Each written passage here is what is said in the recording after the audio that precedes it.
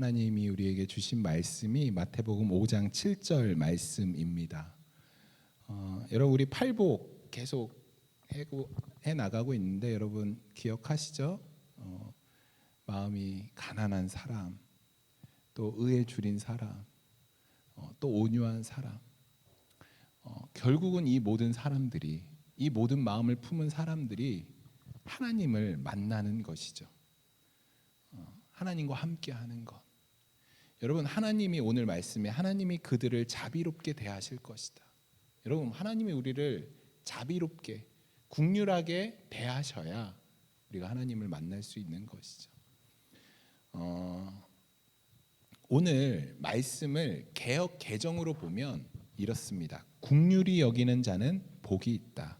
저희가 긍휼히 여김을 받을 것이다.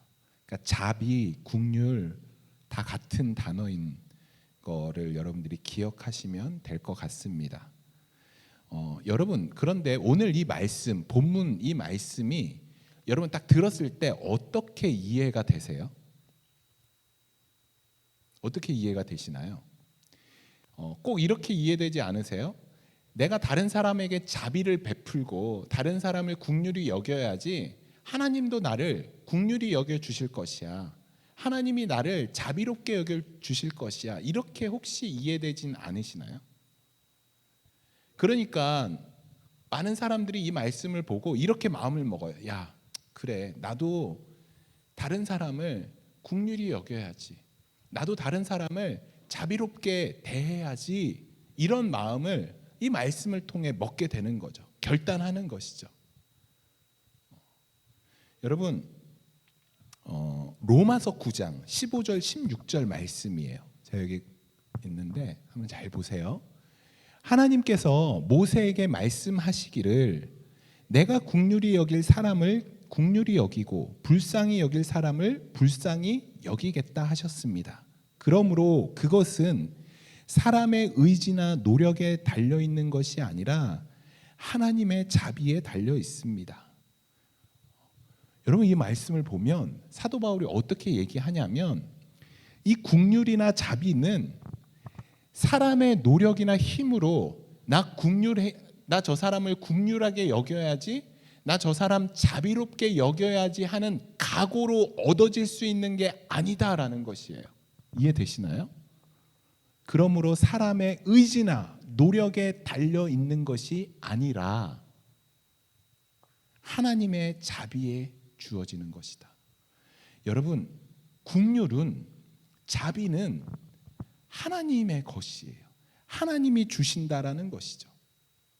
내가 결단한다고, 내가 각오한다고 이 긍휼을, 자비를 얻을 수 있는 것이 아니다라고 성경이 얘기하고 있어요. 사람의 의지나 노력으로 되는 것이 아니다. 여러분 오늘 본문에서 자비, 긍휼은 라함, 헤셀이라는 단어예요. 이 단어의 원래 뜻은 애통, 슬픔, 자비, 은혜 이런 것이 포함되어 있는 단어예요. 그러니까 긍휼, 자비는 다른 사람의 상황을 올바로 보고 그 상태를 함께 슬퍼해주고 애통하고 공감하는 것, 이것이 바로 긍휼, 자비다라는 것이에요. 여러분 우리가 긍휼, 자비하면 어떤 생각이 딱 떠올라요? 누군가를 긍휼히 대해, 누군가에게 내가 자비롭게 대한다라고 할 때 어떤 게 딱 떠오르세요? 저는 어떤 사람을 이렇게 불쌍히 여기는 마음, 이렇게 안타까워하는 마음, 막 그 사람을 향해서 눈물 흘리고 그 사람을 보면서 안타까워서 나의 것을 이렇게 좀 줄 수 있는 그런 마음을 가진 사람을, 야, 저 사람 되게 긍휼이 많다. 참 저 사람 자비로운 것 같아. 뭐 어떤 사람이 큰 잘못을 했는데 내가 용서해줘. 괜찮아, 용서해줄게. 그럼 우리가 야, 저 사람 진짜 자비롭다. 우리 이렇게 이야기하잖아요. 그러니까 긍휼, 자비를 우리는 이렇게 이해를 하죠.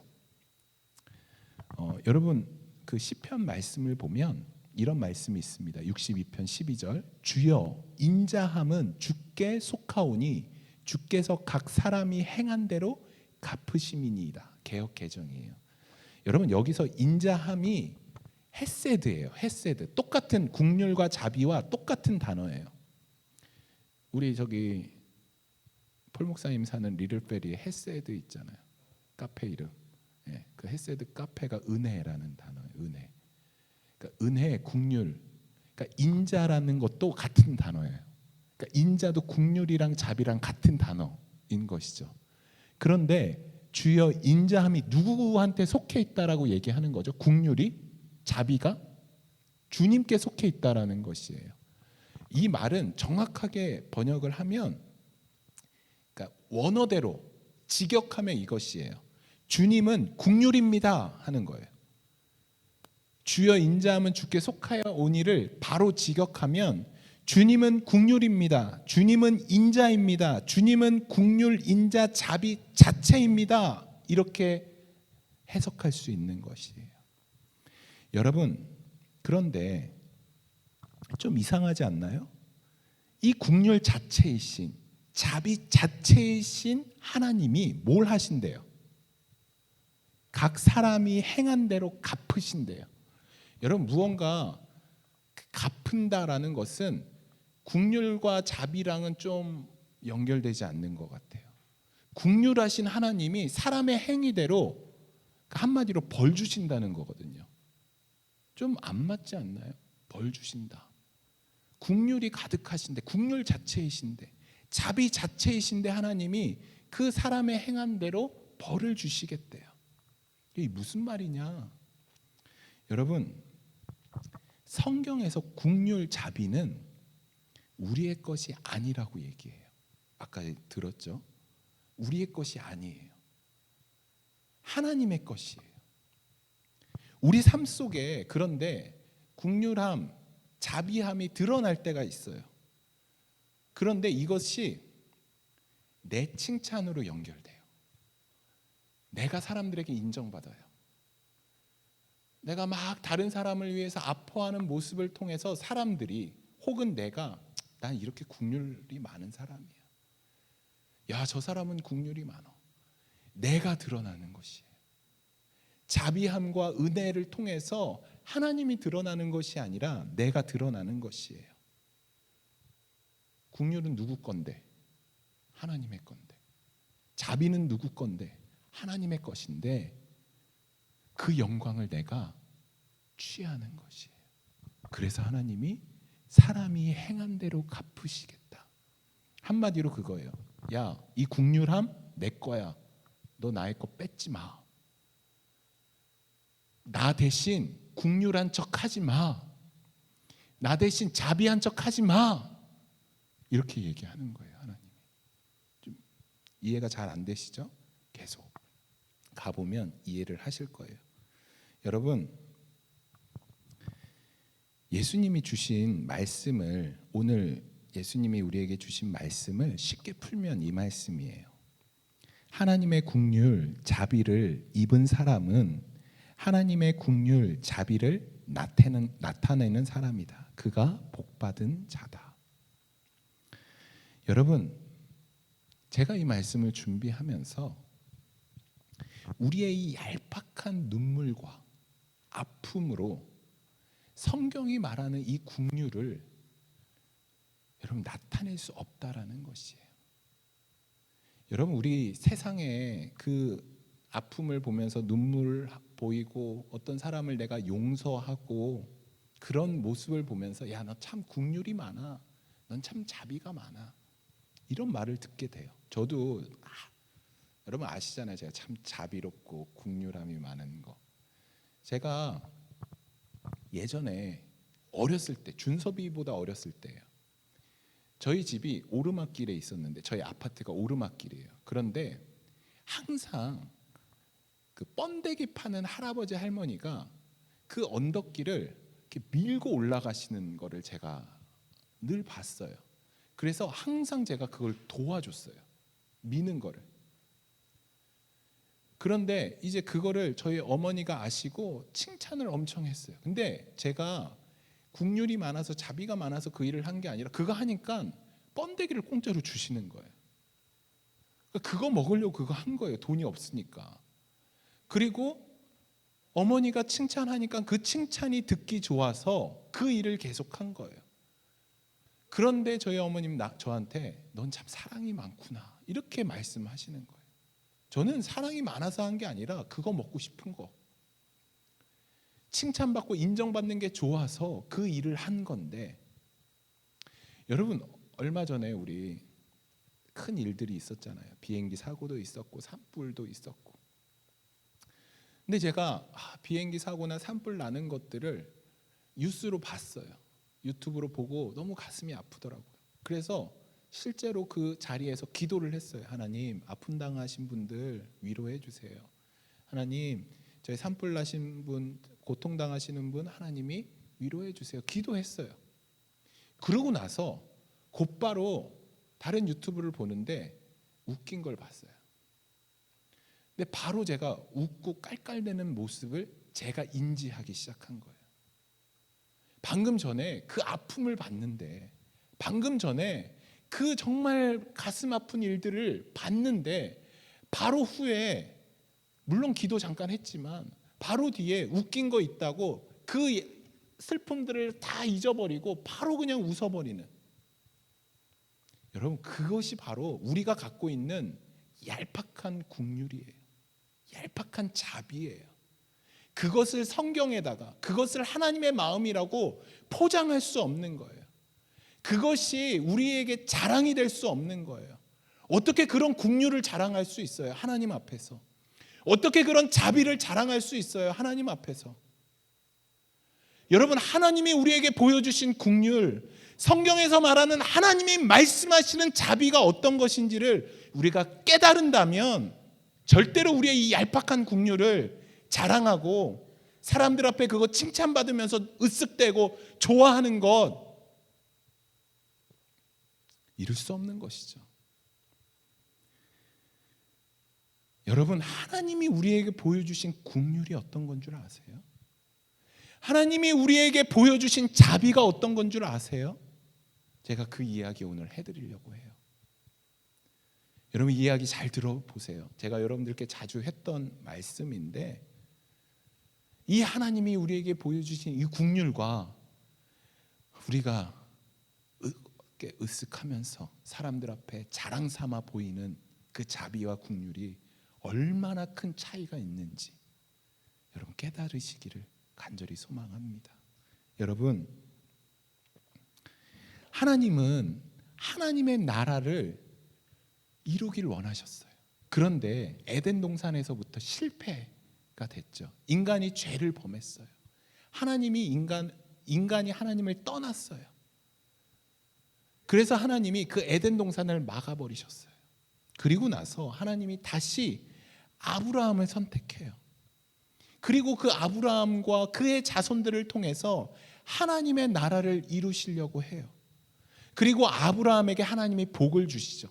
아브라함이 어떤 일을 잘해서 무언가 의로워서 아브라함을 택한 것이 아니라 아브라함을 그냥 택하셨어요. 은혜로 택하셨어요. 하나님을 알지 못하는 아브라함을 하나님이 택하셔서 하나님이 그를 만나주시고 그를 이끌어서 가나안 땅으로 가게 하셨어요. 그리고 하나님이 약속하시죠. 내가 이 땅을 너에게 줄 것이야. 너는 믿음의 조상이 될 것이야. 그리고 아브라함과 이삭과 야곱을 거쳐서, 요셉을 거쳐서 드디어 하나님의 백성이 이루어지게 되죠. 그런데 이 하나님의 백성들이 애굽의 노예 생활을 해요. 하나님은 그 애굽의 노예 생활하는 이스라엘의 기도를 들으시고 그들과 언약을 기억하시고 그들을 애굽에서 건져내세요. 그리고 하나님이 약속하신 그 땅으로 그들을 인도하여 주셔요. 여러분, 드디어 하나님의 백성들이 하나님이 인도하신 가나안 땅에 정착하게 돼요. 그러면 하나님이 주시는 젖과 꿀이 흐르는 그 땅에서 하나님 잘 섬기면서 잘 누리면 돼요. 하나님과 함께. 그런데 이들에게 욕심이 들어가요.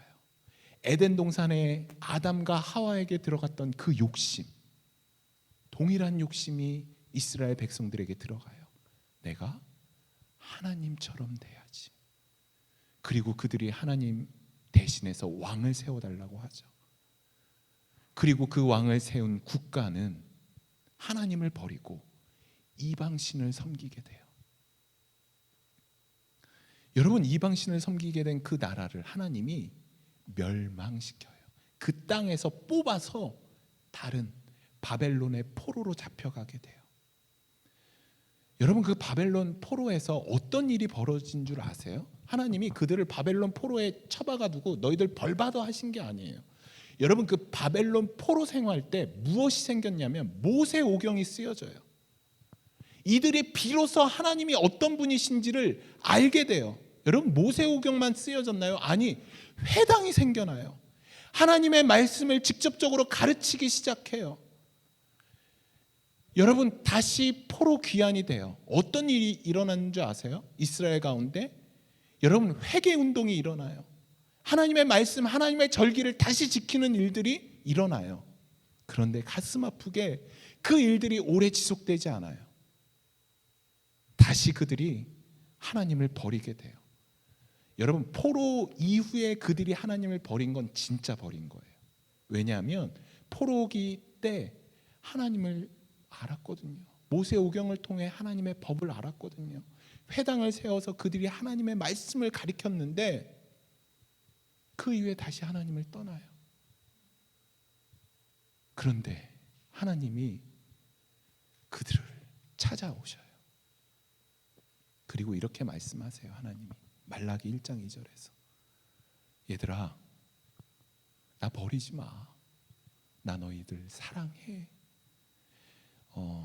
저는 이 하나님의 고백이 이렇게 하나님한테 말씀드려 너무 죄송한데 정말 이해하기 쉽게 찌질해 보여요. 나를 버린 연인 앞에 나 다시 만나줘 하면서 쫓아다니는 것과 동일해요. 여러분, 하나님이 그들 앞에 야, 나 너희들 사랑해 이렇게 하나님이 고백하자, 여러분, 이들이 어떻게 고백하는 줄 아세요? 말라기 1장 2절 다음 거예요. 주님의 고백을 이렇게 받아쳐요. 주님께서 우리를 사랑하신다는 증거가 어디에 있습니까? 여러분, 하나님이 나 너희 사랑해 라고 했더니 아니, 하나님이 우리 사랑한다라는 증거가 어디 있습니까? 여러분 같으면 어떡하겠어요? 이렇게 얘기하는 사람을 향해서 귓방맹이라는데 저는 쳐다도 안 볼 것 같아요. 여러분, 이게 말이 되나요? 하나님이 그들을 택하시고 그들을 하나님의 백성 삼아 주셨어요. 아무것도 가진 것 없는 그 노예 생활일 때 그들을 뽑아서 하나님의 땅, 가나안 땅에 들어가게 해주셨어요. 홍해를 건너가게 해주셨어요. 광야에서 만나와 메추라기를 허락하셨어요. 수많은 기적과 이적을 통해 그들과 함께 하셨어요. 그런데 그들이 증거를 대달라는 거예요.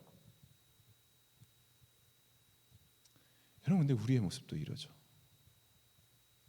하나님이 우리의 삶을 지금까지 인도하시고 수많은 기적과 이적을 통해서 우리에게 하나님의 하나님됨을 보이셨는데 우리는 조그만 어려운 일이 당하면 하나님, 우리 언제 사랑하셨습니까? 하나님, 우리에게 언제 하나님의 은혜를 주셨습니까? 이렇게 우리가 반문할 때가 많이 있죠. 이스라엘도 동일해요. 하나님이 내가 너희를 사랑해 라고 이야기하니까 이 이스라엘 백성들이 이렇게 이야기하는 것이죠. 하나님의 사랑을 느낄 수가 없습니다. 하나님, 우리 언제 사랑했어요? 이렇게 되받아친 거죠. 저는 영원히 안 볼 것 같아요. 저는 영원히 그들을 쳐낼 것 같아요. 왜냐하면 하나님에겐 그런 능력이 있으세요. 그런 힘과 권세가 있으세요. 그런데 그렇게 하나님을 배신하고 떠난 백성에게 우리 하나님이 어떻게 했는 줄 아세요? 그 말씀이 로마서 10장에 기록되어 있습니다. 로마서 10장 2절 말씀이에요. 없나요? 10장 21절 말씀인데 저는 이 말씀 볼 때마다 심장이 떨려요. 그렇게 하나님을 떠난 백성에게 하시는 하나님의 사랑 고백이에요. 제가 읽어드릴게요. 로마서 10장 21절. 이스라엘에 대하여 이르되 순종하지 아니하고, 맞죠? 지금 순종하지 아니하였죠. 그리고 거슬러 말하는 백성에게, 거슬러 말하죠. 이스라엘 백성들이 하나님 앞에 지금 대들어서 얘기하잖아요. 하나님 우리 언제 사랑했습니까? 증거를 갖다 대세요.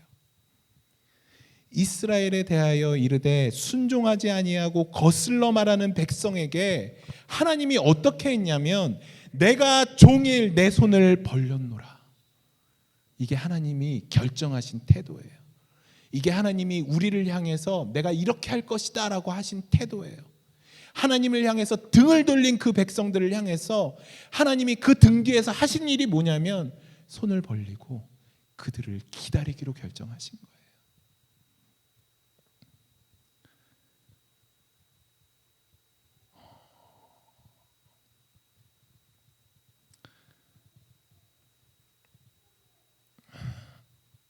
여러분,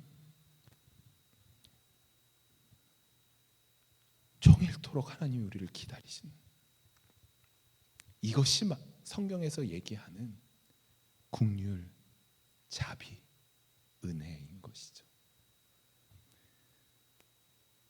우리가 가진 그 아파하는 마음, 용서하는 마음, 우리가 가지는 그 마음들과는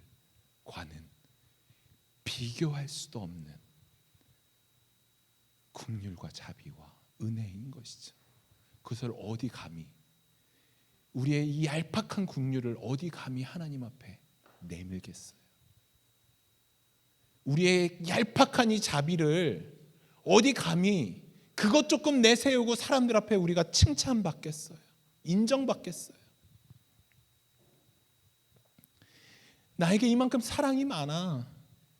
내가 이렇게 사람들을 용서할 수 있어. 내가 이렇게 다른 사람의 아픔을 알아. 여러분, 어떻게 이 마음을 감히 하나님 앞에 디밀 수 있겠어요? 여러분, 인간적인 기준으로 따지면 가장 돈을 많이 내는 사람, 가장 많은 시간을 내서 어려운 사람들을 돕는 사람이 가장 긍휼한 사람이어야죠. 가장 자비가 많고 사랑이 많은 사람이어야죠. 여러분, 문제는 성경에서 이런 사람들이 누구였냐면 바리새인들이었어요. 그들은 걸핏하면 자기 재산을 팔아서 고아와 과부를 위해서 그 돈을 사용했어요. 그들은 일부러 고아와 과부를 위해서 어떤 일을 했냐면 일부러 밥을 굶어요. 내가 도와줄 돈이 없어. 그러면 자기가 밥을 굶어. 그리고 그 굶는 20불을 그 고아와 과부를 위해서 헌금하는 거예요. 이런 사람들이 바리새인들이었어요.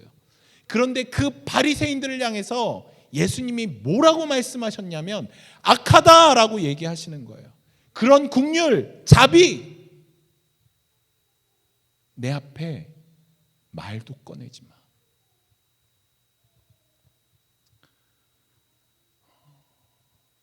그리고 이 말씀을 우리에게 고린도전서 13장에서 말씀하세요. 여러분, 고린도전서 13장이 굉장히 충격적이에요. 왜냐하면 너희가 너희 가진 것을 다 팔고, 너희가 가진 것 다 팔고 심지어 뭐까지 하냐면 목숨까지 내어줄지라도 무엇이 없으면, 사랑이 없으면 울리는 꽹과리 같다. 그거 아무것도 아니야. 여러분, 어떻게 그럴 수 있어요? 목숨까지 내어서 다른 사람을 위해 희생했는데 그 희생을 하나님 눈에는, 여러분, 세상의 눈으로 볼 땐 숭고하다라고 얘기해요. 그래서 우리는 그 앞에 그런 사람들을 향해서 의인이라고 이름을 붙이죠. 의인 누구라고 이야기를 하죠. 그런데 하나님의 눈에서는 아무것도 아니다라고 말씀하세요. 아무것도 아니다. 여러분, 이것이 바로 하나님의 기준이에요. 여러분이 갖고 있는 기준과 하나님의 기준은 굉장히 달라요. 그러니까 여러분, 우리가 얼마나 세상의 기준으로 이 땅에서 살아왔는지 좀 이해되시나요? 여전히 우리는 세상이 말하는 그 국률, 자비의 기준으로 살아가요. 그것이 진짜 국률이라고 착각하면서 살아가죠. 그러면서 그 국률을 좀 가져서 나 저 사람보다 더 좀 괜찮은 사람이야. 근데 그걸 성경에서 뭐라고 말하는 줄 아세요? 그걸 교만이라고 얘기해요. 교만. 성경이 말하는 국률, 내가 생각하는 국률 비교하지 마시기 바랍니다. 끝없이 배신하고 하나님을 모른다고 잡아떼고 하루에도 수십 번씩 하나님을 거부하는 우리를 향해서 하나님은 두 팔을 벌리고 기다리고 계세요. 그 국률 자체이신 하나님께서 그 국률하심, 자비하심을 경험한 사람이 여러분, 그 하나님으로부터 그 두 팔 벌려 여전히 나를 기다리시고 계시는 그 하나님의 사랑을 경험한 사람이 어떻게 다른 사람을 판단하고 정죄할 수 있나요? 하나님의 국률을, 자비를 입은 사람은 하나님의 국률, 자비를 나타내는 사람이다. 그가 복받은 자다. 여러분, 하나님의 국률을 경험할 때 내 안에서 감히 인간의 명함으로는 내밀지 못하는 그 하나님의 국률이 내 삶 가운데 드러나게 돼요. 왜냐하면 내 삶 가운데 하나님의 국률을 내가 입었기 때문에. 여러분, 하박국 3장 2절 말씀인데 우리 너무 잘 아는 말씀이에요. 여호와여, 내가 주께 대한 소문을 듣고 놀랐나이다. 여호와여, 주는 주의 일을 이 수년 내에 부응하게 하옵소서. 이 수년 내에 나타내옵소서. 진노 중이라도 무엇을 잊지 말라고요? 국률을 잊지 마옵소서.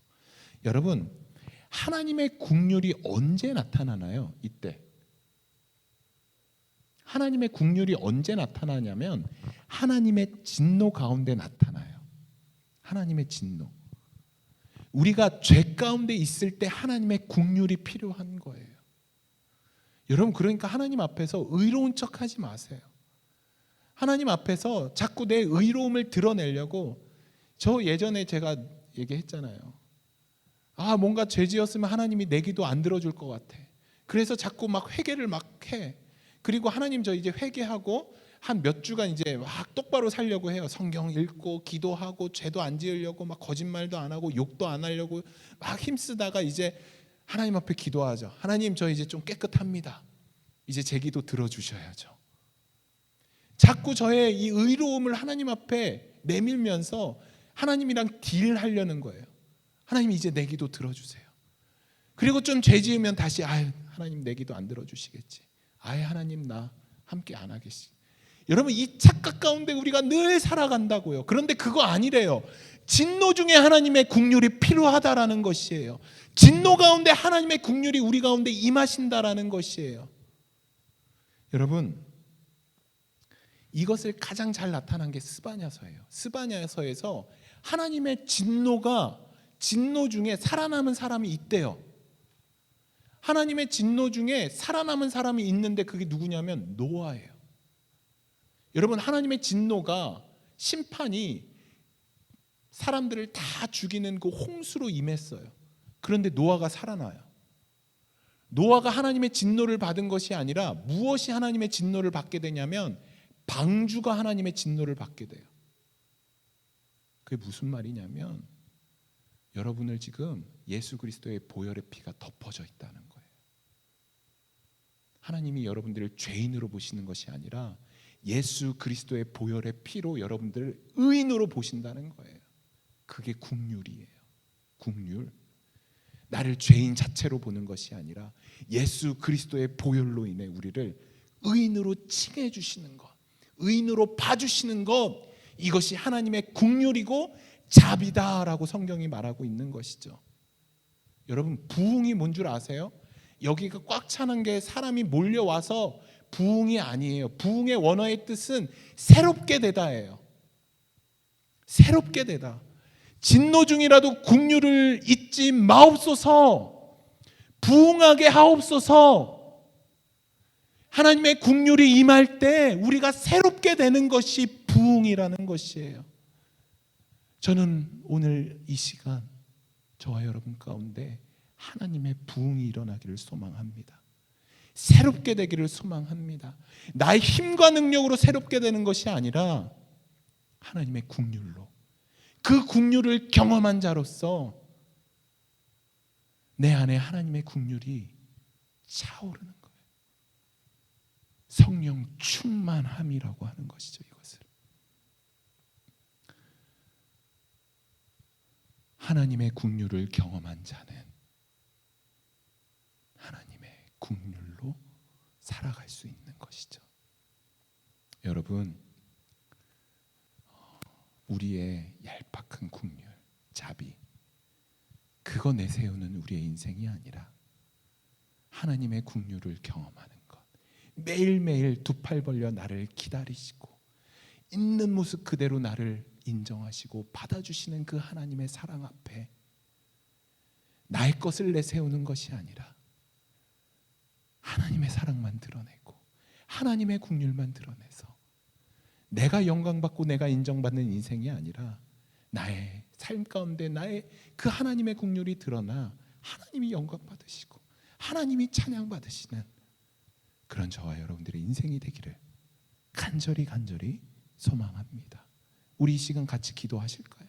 우리 같이 기도하실 때 하나님의 긍휼을 경험하기를 소망합니다.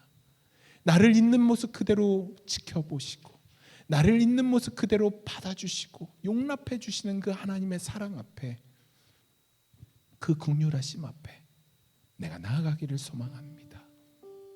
우리 이 시간 함께 기도하며 주님 앞에 나가도록 하겠습니다. 하나님,